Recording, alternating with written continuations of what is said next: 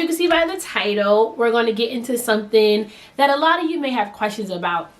So let me present to you the question that I got. I'm afraid to step out and do what God has called me to do because I don't think I'm equipped or prepared for it.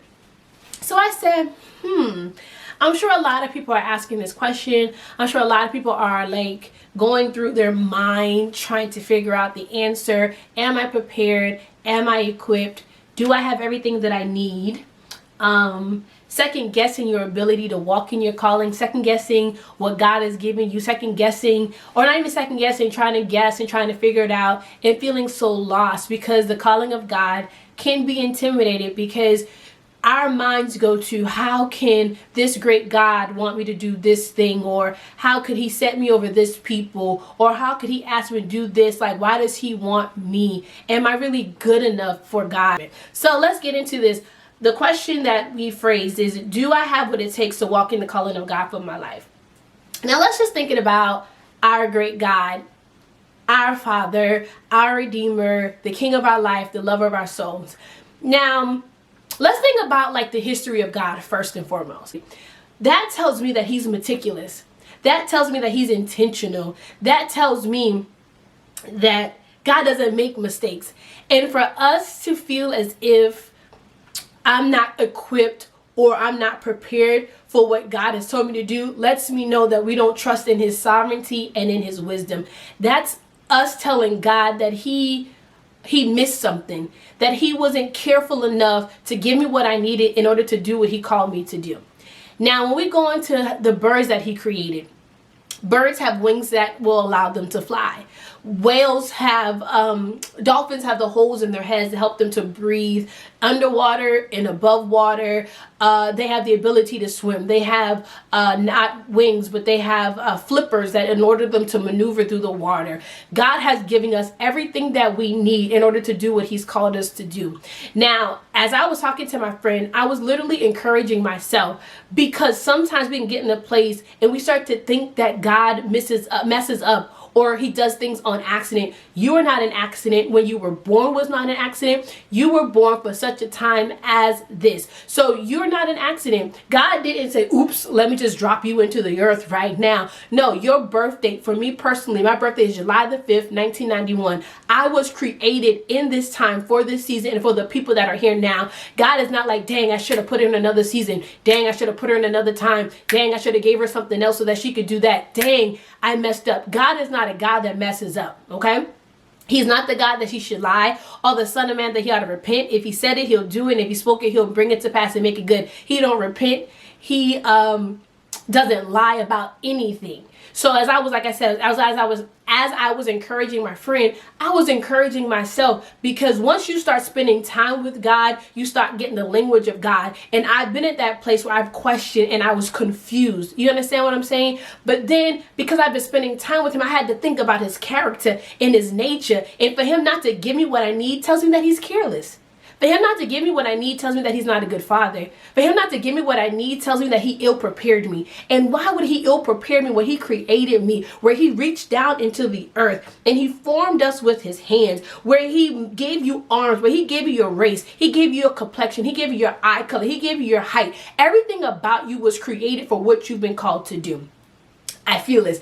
But what happens, I feel like, is we set our heart on the things that we're good at and not the things that we were created for. I'll say that again. We set our hearts on the things that we're good at and not the things that we were created for. For you, you may be good at something, but I want you to go to God and ask him, is this what you created me to do? Is this what you created me for? Is this what you created me for? And figure out why God created you. And then once you know what he created you for, then you'll know what you'll be able to do. It would be crazy for a bird to try to fly and then not be able to fly when that's what it was created to do. A bird has the mechanism in its arms, its bone structures are a particular way. its body weight and what it will be the right size to carry it through the air.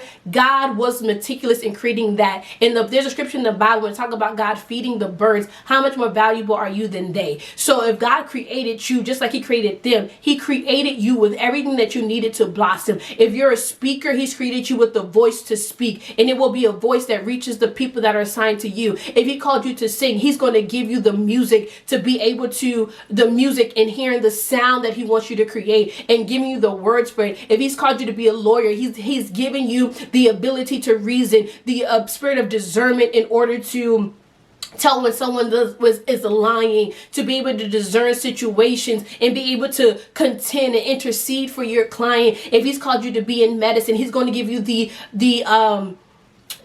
grace to go through school and go through residencies and go through all of these things. So that's why you have to know what you've been called to do, because when life comes to disappoint you, you have to understand and be assured and rested assured that this is what he's called me to, and then no external forces will be able to keep you from that thing.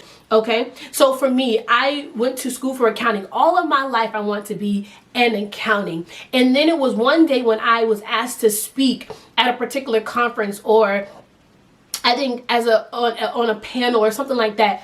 Oh my God, I was blown away at this particular experience. And I felt I didn't want to do it. Every time I'm called to speak or someone asks me to come and speak, I want to get out of it. Like the morning of, I'm like, I can't do this. I am not prepared for this. I don't have what it takes to speak. I don't have what it takes to draw an audience. I don't have it. What if I fail? What if I mess up, God?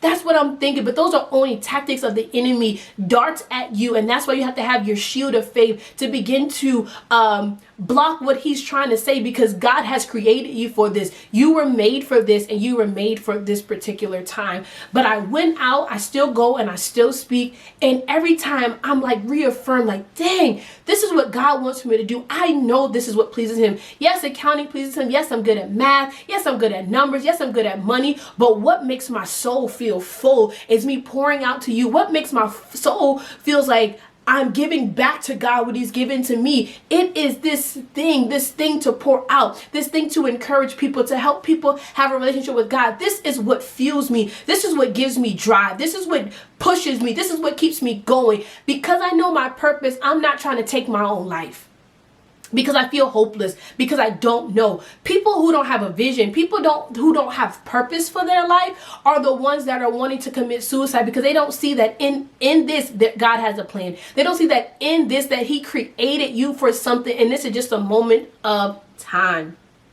Woo! But I stepped out. And you don't know you have what it takes until you step out. Also, the question is, do I have what it takes to walk in the calling of God?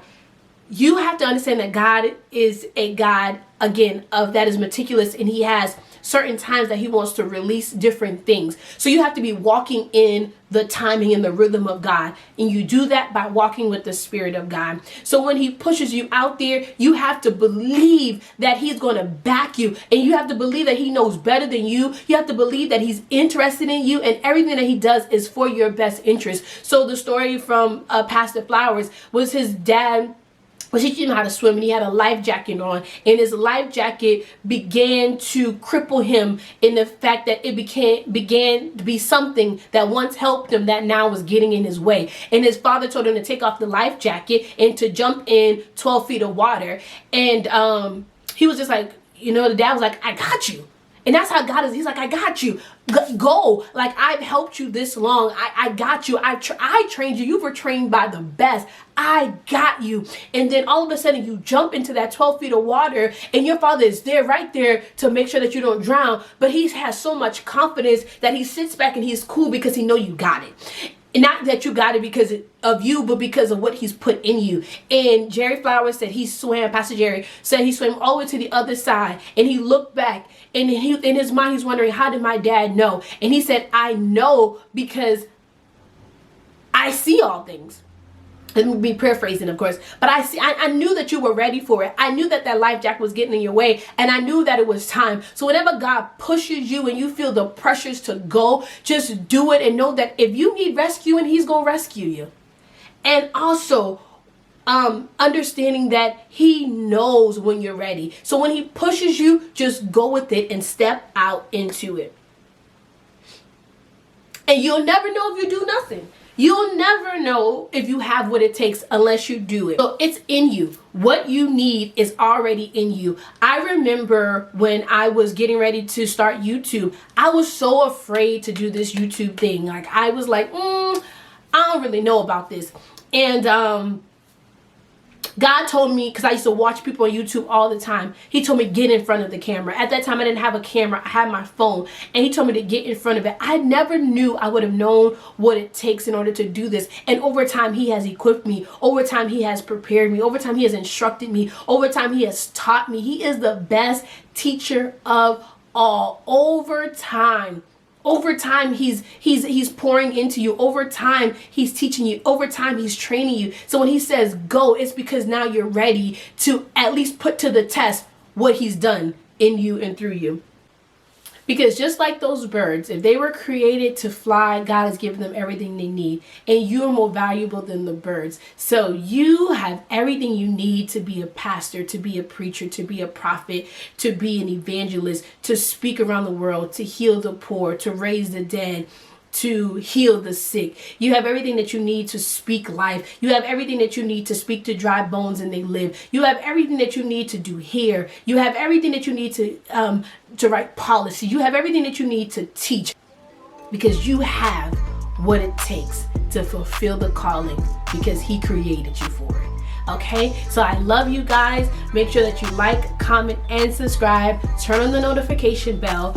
Go down low in the description, and I want you to give me any other topics that you want me to talk about. Don't be shy. If you have any additional questions about this video, please ask me in the description. I want to go on, but I don't want the videos to be long, but I want to give you everything that you need in the time that I have. So put any more comments below, and I love you guys. And remember, you have what it takes to fulfill the calling of God on your life, because he put it in you. I love you, and I'll see you later. Bye.